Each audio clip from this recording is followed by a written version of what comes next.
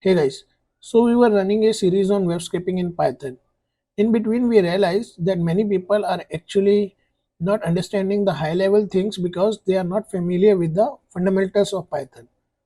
So, based on your requirements and comments, we are also starting a series on fundamentals of Python where we will take you through the fundamentals so that when you move to web scraping in Python, you don't face that much difficulty.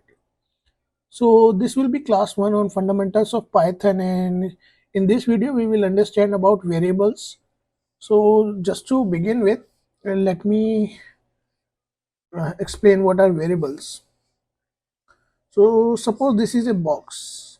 Now variables in Python are used for reusability. So if this is a box, what I can do is I can assign some item to this box. So probably whatever information I want to store, I can put that information in this box, and then later on I can reference this box for anything I want to use again. So basically it is used for reusability. I'll show you practically also how variables work in Python, but think of variables as a box where I can actually store the information I want. So let me take you to my desktop and show you how exactly this concept of variable works. I'll come to my VS Code, and in my VS Code I will create a new file. I'll just yeah, okay. So I have already saved this file. This is file.py, and here I will start using variables. So I'll say a equals 7. Now a is my that box which contain my information that is equals to 7.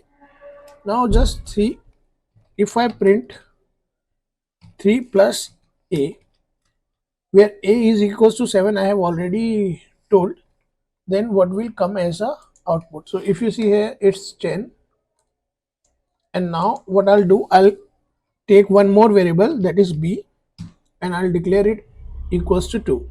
So now what I'll do, I'll say print, this should be small, I'll say print a plus b, and now I'll ask Python to run on the information containing in these two variables and sum it up for me. So I'll get, so this one is running, that's why it's showing 10. If I'll just make this as comment and run it again, it's give me an output which is 9, that is 7 plus 2. All right, and just to show you again something important, if I'll say a equals 3, now what will happen, I'll just ask it to print sum of a plus b, and we'll run this. So if you see here, I got 5, because now what has happened, I have again declared a equals 3. So Python is also very dynamic. Whatever value you will put, if you declare the variable again, it will remove the information which was earlier containing in the variable, that is that box. It will empty that box, and then it will store the new information. In this case, a equals to 3 is my new information. I'll just comment these two outs, and now what I'll do, I'll show you the string also. So just in case, if I want to write hello in Python, so anything in the quotes is basically your string, and now if I'll run, it says hello. Similarly, if I'll say a equals hello, and I am putting it in quote because this is string, I'll just remove comment after it, and here I'll put print a. So let's see what Python does for us. I'll just run it, and it says hello.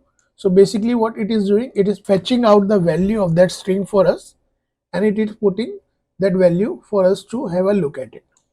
All right, so that is what the idea of variable in Python. Let us cover few more things. So when it comes to division, Python always give an answer in terms of float. Float is nothing but a fancy term for decimals. So just to show you here, if I'll say A and B and I'll delete this one and I'll come here, and so I have now right now two containers, one is A and one is B, and what I'll do, I'll just say to print the division of them for Python. So I'll write print and then I'll write A divided by B. Now it should give me 3.5 as an answer. So I have got an answer that is 3.5.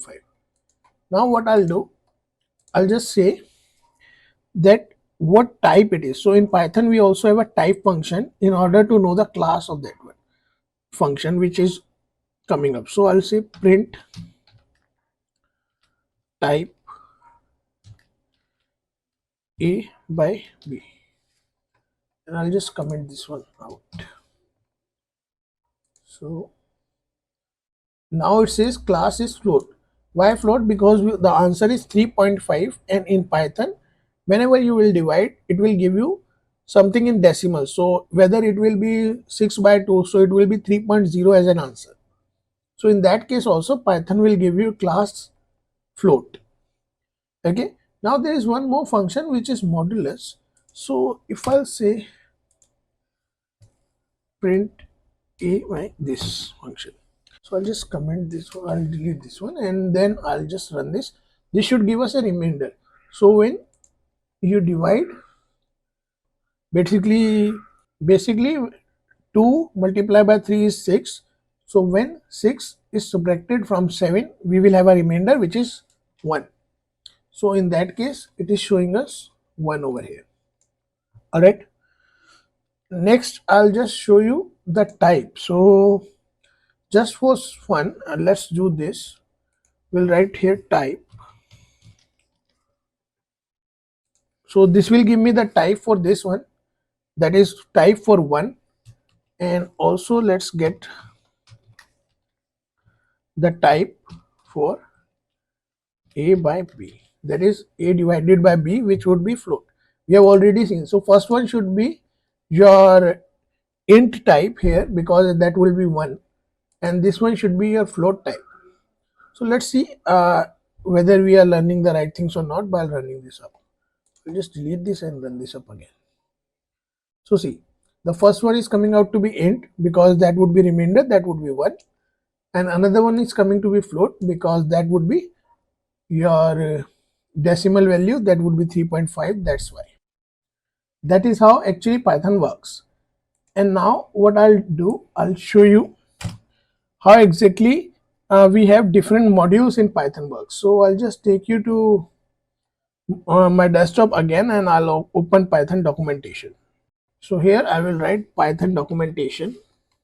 So here I will click, and once I'm on Python documentation, I will click on modules, and in modules I'll go to M, and basically I'll choose the math type. So we'll go to this one. So this is a module, basic module of Python, and it has all mathematical functions which we can use in Python. So it has math floor, which return the floor value, and that is of largest and smallest integer. There is also math seal, and it returns the smallest integer greater than or equal to x. All right, I'll show you how exactly this works, but these are all the functions which we can use. And maths module is not a third party tool like pandas. So whenever we have to install a third party tool, we have to do pip install pandas. But because here math type is already a library in the Python and it is not from coming from third party, I can directly import it. So I'll go to my VS Code and I'll write import math, and it won't show me any error because this is the library of Python itself.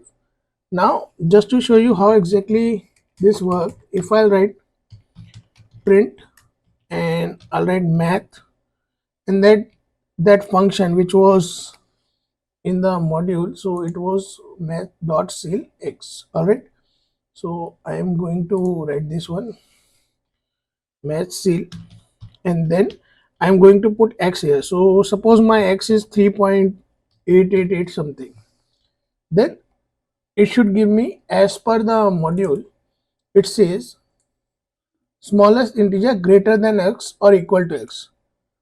All right, so it should give us, in this case, greater than x, so it should give us 4.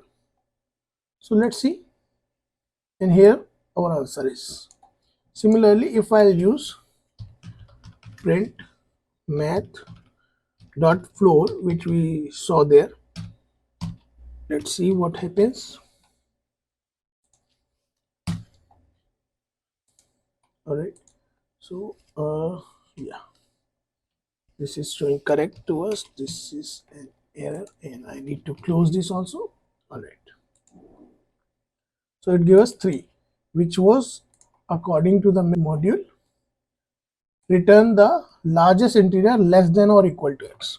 All right, so in the math module we have all the arithmetic functions. Majorly it is used to do a lot of machine learning models, and pandas are also used for mathematical functions, but they are more used towards the data frame side.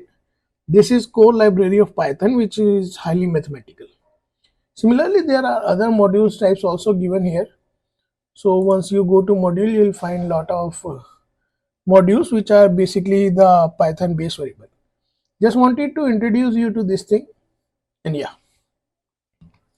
So let's get back to our VS Code now. And another thing which I wanted to let you know is this import is basically used to call any library, and then here I have a dot operator. It's basically the name of the library and then the function from it. That is how actually we code in Python. We always put the name of the library and then the function following to it. All right, let's move to strings now. I'll show you how exactly strings work. All right, so coming to strings, strings in Python can be written in different ways. So just to show you, if I write, if I use space first and then I write Jai Hind, then this is also a string. And instead of this, if I use single quote and I write Jai Hind, then this is also a string. And if I use triples quotes and I write Jai Hind, then this is also a string. I can get these string printed if I just use this, and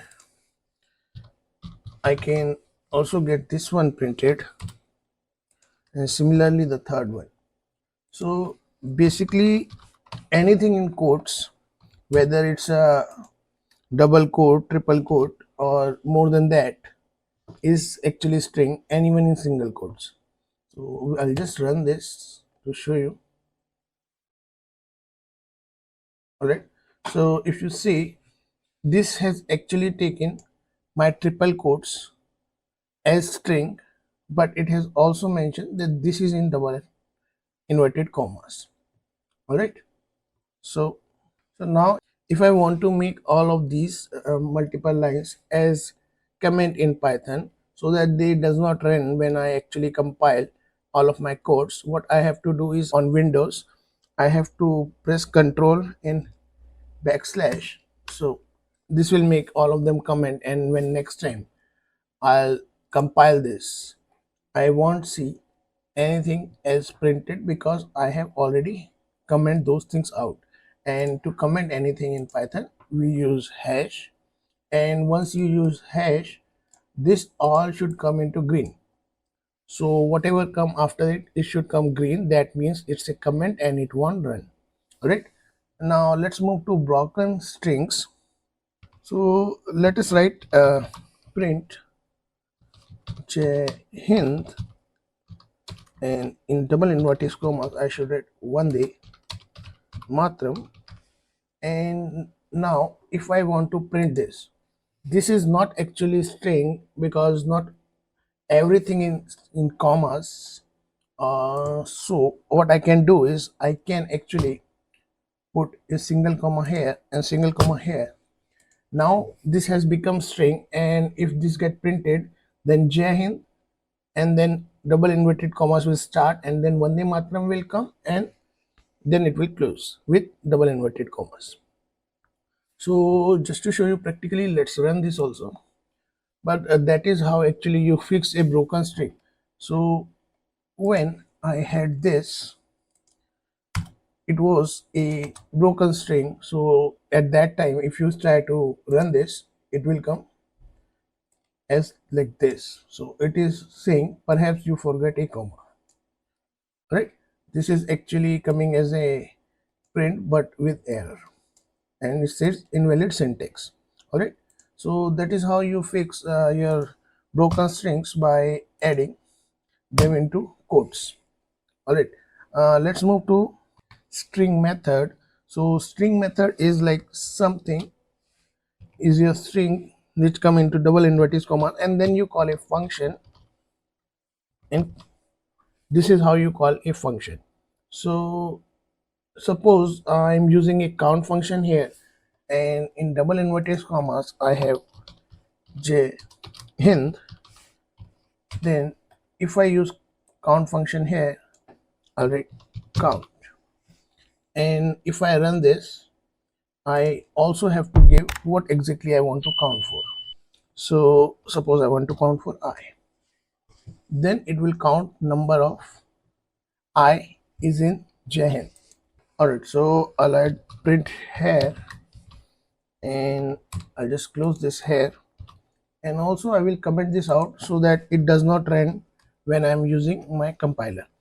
So now if we run this, it should show us the count of I in Jai Hind, which is true. So if you see here, I have 2 here, and this one which you are seeing, this has already run before. So just to show you, and this won't run now, and we'll only see our current count is 2. Right, so this was a count function. So now we will start adding the string methods. So the first will be x dot upper, which will actually put all the numbers in our variable x as uppercase. Similarly, there is x dot lower in Python. Then we also have capitalize. So I can also write x capitalize. This will capitalize your first word. And we also have title, which will actually title the text we have in x. All right, then we also have an option to ask Python whether the text in the variable x is lower, so it will tell us that whether it's lowercase or uppercase. And we also have an option to ask it whether we have the variable is your alphabet or not. So I'll write alpha. Now what it will do, it will tell us whether it is an alphabet or not. In this case, it will say it is not an alphabet because we have a space between J and Hind. Alright, next we can also do is I can ask whether it's a digit or not. So we can say it's a digit or not, and it will let us know whether the thing stored in the variable x is a digit or not. All right, then we can also ask for things which actually have like exist in the variable and what exactly is their position. So if I say x dot find, and I'll say Ram, then what it will do, it will try to find out whether Ram is coming between your variable which is Jai Hind or not, and it will let us know. Similarly, suppose I want to find out the position for D, basically the index number, then I'll ask it what is exactly the index number for D, and I'll say x dot find D, and it will give me the number. Also remember when I say x dot find Ram, and if Ram is not there in Jai Hind, which is true, then Python will give me -1. Minus means there is no index for this number. So because in Python with the index value is 0 and then it keeps on going. So -1 means it does not exist. Alright. So let's run this and see. So this is uppercase again, this is lower one, this is capitalized, this is title. So J is capital and H is capital. Then we have Jai Hind, and we ask for whether it's a alpha, whether it's a digit, and then it says -1 for Ram, and it says 7 for D as an index value. So okay, we ran lower twice, that's why it was showing lower twice. Now we don't have lower twice here. All right. Another thing was it's 0, 1, 2, then there will be 3, 4, 5, 6, and 7. That's why D was coming 7 for us. All right. And now we will move to substring, which is the most important part in string method. Basically, we are going to strip the values which are coming, and we'll see how exactly this works. All right, let's move to that one. All right, so what I'll do is I will create an input function.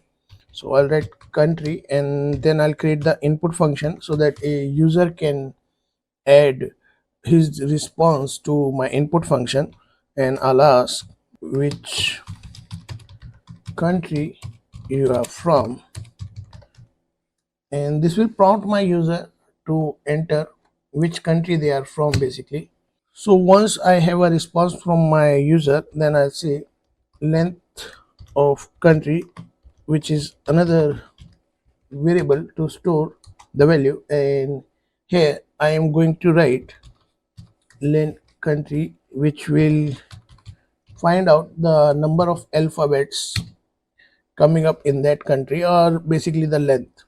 Then I'll ask it to print, and here I'm going to say length of the country, which is basically I'll say equals to, and here I'm going to actually put what my function is calculating. So I'll just run this, and now it will ask her to actually write our country name. So suppose I'm writing India, and here after writing India I have given two more spaces. So ideally it is 5, but now because I have added spaces it should show me 7. So let's see, and this is how exactly it is coming. So in this case, whenever we are actually programming, we are going to get the result in wrong way. So to solve this, we have a strip function, and this is the most important function in strings. So what it will do, it will remove all the white spaces for us. So if I run this again, and now if I write India and I'll give 4 spaces after this, it should ideally give me 5. Alright, there is more interesting fact to this. Suppose my country is United States, and this involves space also. So ideally what it should do, it should remove any white spaces, right? But in this case, my program will also understand that a country name can have spaces. So it should give me, uh, just calculate this, 6 plus 7 and 8, 9, 10, 11, 12, 13. So it should give me 13, and it is what it is giving us. If I'll run this again and I'll write United States with a lot of spaces after this, then also it is giving me 13. So that is how your strip method works, and this is the most important method in string. The next topic we will cover is formatting and slicing of string. Alright, so let's talk about format method. Format method is basically used to actually format the text coming up via user or in any other form we have added in Python. So basically it is used for creating meaningful sentences. So suppose I have a variable here, and that variable is believe.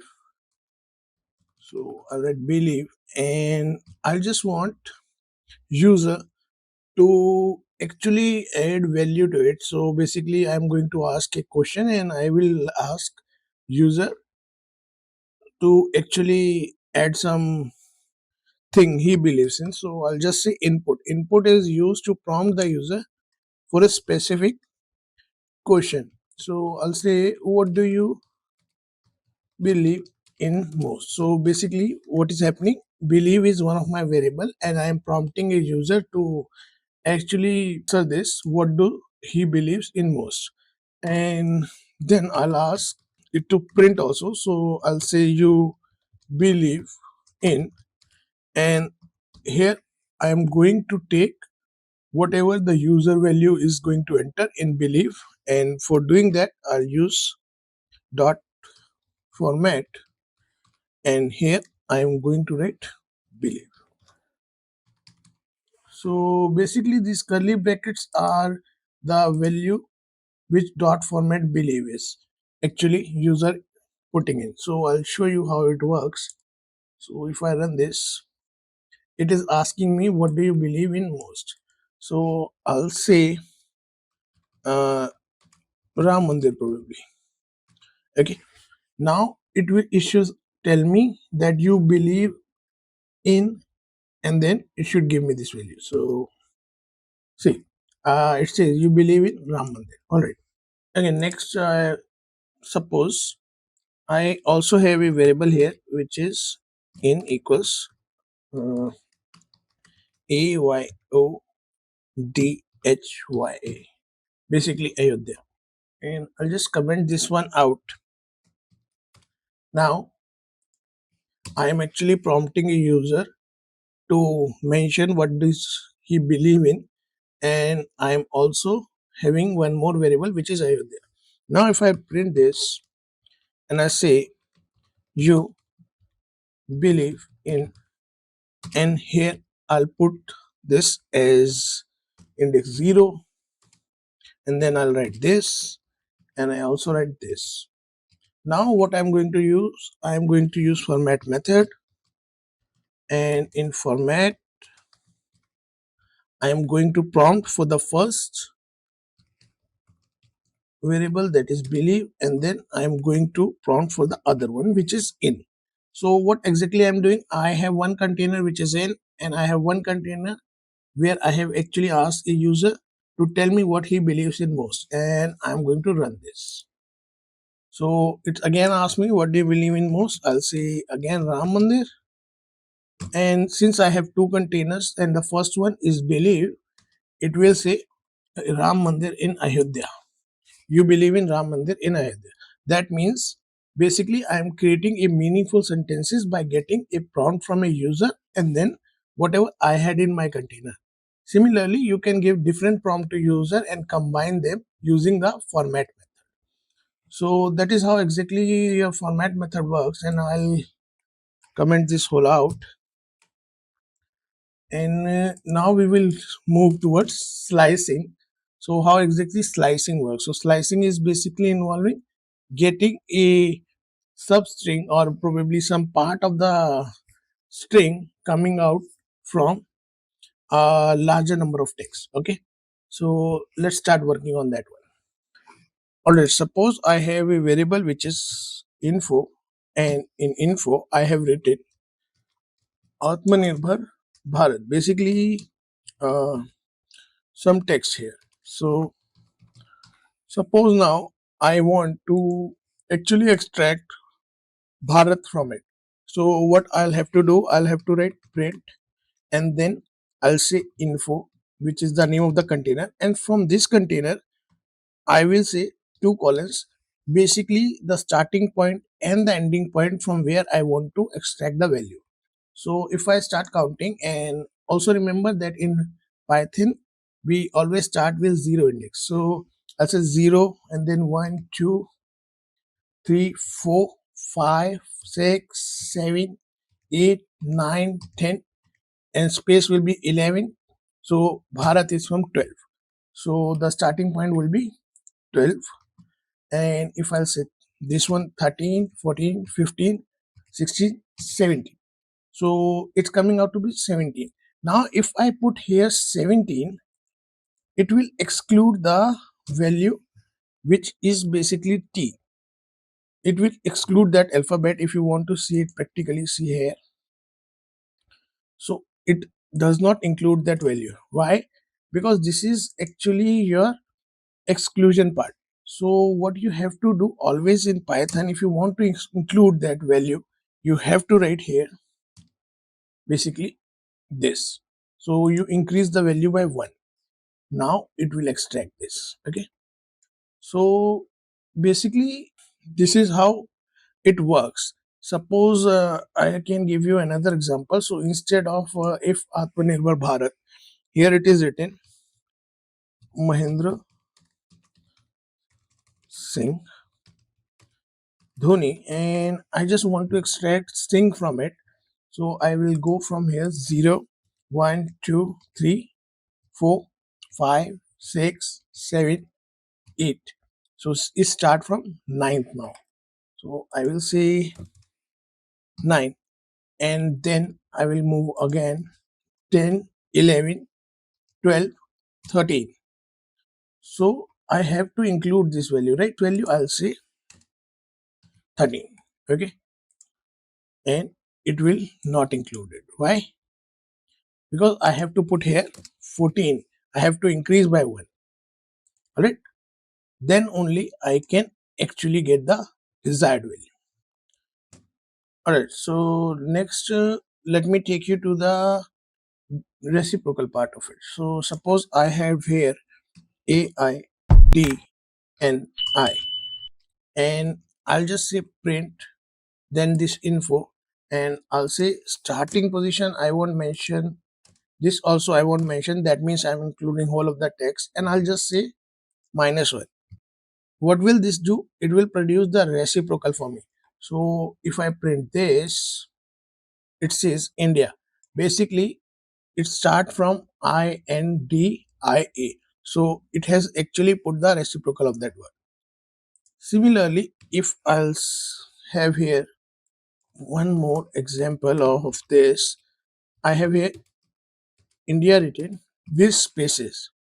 Now if I'll go from 0, this will be 1, this will be 2, 3, 4, 5, 6, 7, 8, and I want it go start from your 0th position, and I want to include the last position, so I have to add 1 again. So I'll say 9, and now I don't want the spaces coming in between. I want to just extract the second value from it. So basically if this is starting from 0, I'll take the second value. So what it will do, it will skip all these spaces coming in between. So just to show you, let's see, and if you see here, I have these spaces gone. If I'll go for third, then it will extract only I and I. So basically the first one I, and then it will skip this, this, and it will take the third one. So if I run this, just see. So it has skipped the values in between.